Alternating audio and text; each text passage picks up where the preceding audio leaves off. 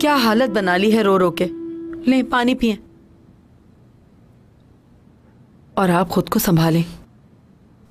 ऐसे रोने से क्या होगा? तुमने सुना नहीं कि उसने मुझसे क्या कहा? कहती है मेरा उस पे कोई हक नहीं। कोई बात नहीं, बच्ची है। फरीदे, तुमने देखा ना उसने मुझे कितनी बातें सुनाई। सुना, मैंने सब सुना।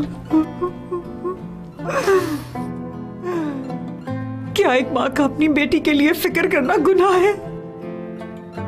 नहीं। उससे सवाल इसलिए करती हूँ कि वो परेशानी में ना हो। ये दुनिया बहुत जालिम है और मेरी बच्ची बहुत मासूम है।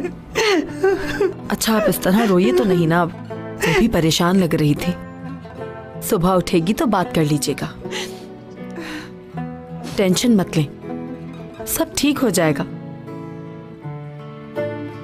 लेकिन इतना जानती हूं कि हयात ने आपसे जो भी कहा है नादानी में कहा है, जानबूझ के नहीं।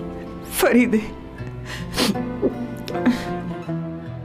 मुझे रोना इस बात पे नहीं आ रहा कि हयात ने मेरे साथ बदतमीजी की है, बल्कि इस बात की फिक्र खाई जा रही है मुझे कि उसको इस हाल में पहुंचाने वाली उसकी अपनी माँ है। ओहो, बस करें, ऐसा ना सोचे, बस चुप हो जाए।